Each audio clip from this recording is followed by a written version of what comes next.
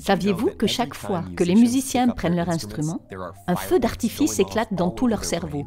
À l'extérieur, ils peuvent sembler calmes et concentrés, lisant la musique et effectuant les mouvements précis et pratiques requis. Mais à l'intérieur de leur cerveau, c'est la fête. Comment le savons-nous? Eh bien, au cours des dernières décennies, les neuroscientifiques ont fait d'énormes progrès dans la compréhension du fonctionnement de notre cerveau en le surveillant en temps réel à l'aide d'instruments tels que l'IRM et les scanners. Lorsque les gens sont reliés à ces machines, les tâches comme la lecture ou les problèmes de mathématiques ont chacune des zones correspondantes du cerveau où l'activité peut être observée.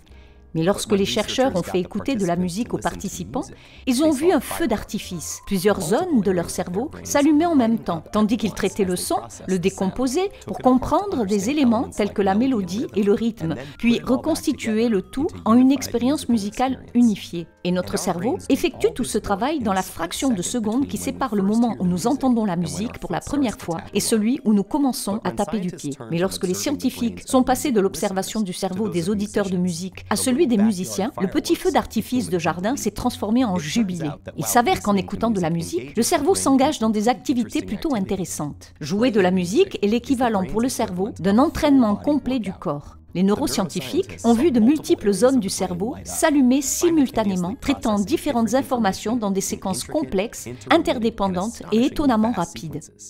Mais en quoi le fait de faire de la musique illumine-t-il le cerveau? La recherche est encore relativement récente, mais les neuroscientifiques en ont une assez bonne idée. Jouer d'un instrument de musique sollicite pratiquement toutes les zones du cerveau à la fois, en particulier les cortex visuels, auditifs et moteurs. Et comme pour tout autre entraînement, une pratique disciplinée et structurée de la musique renforce ces fonctions cérébrales, ce qui nous permet d'appliquer cette zone à d'autres activités.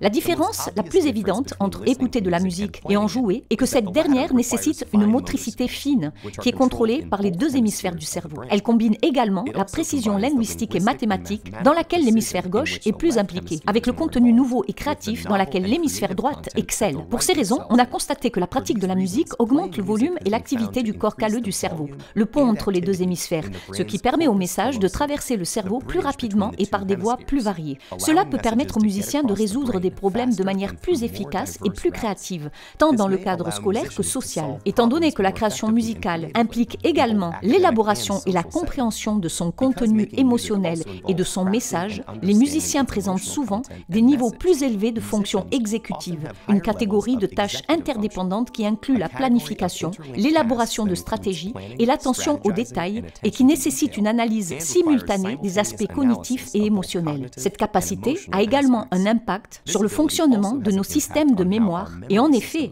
les musiciens présentent des fonctions de mémoire améliorées, créant, stockant et récupérant le souvenir plus rapidement et plus efficacement.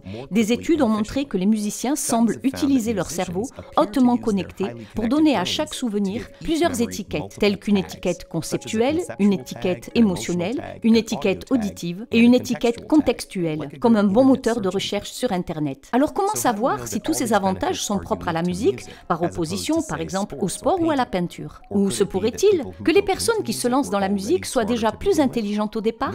Les neuroscientifiques ont exploré ces questions, mais jusqu'à présent, ils ont constaté que les aspects artistiques et esthétiques de l'apprentissage d'un instrument de musique sont différents de toute autre activité étudiée, y compris les autres arts. Plusieurs études randomisées, portant sur des participants présentant les mêmes niveaux de fonction cognitive et de traitement neuronal au départ, ont révélé que ceux qui avaient été exposés à une période d'apprentissage de la musique présentaient une amélioration dans plusieurs zones du cerveau par rapport aux autres.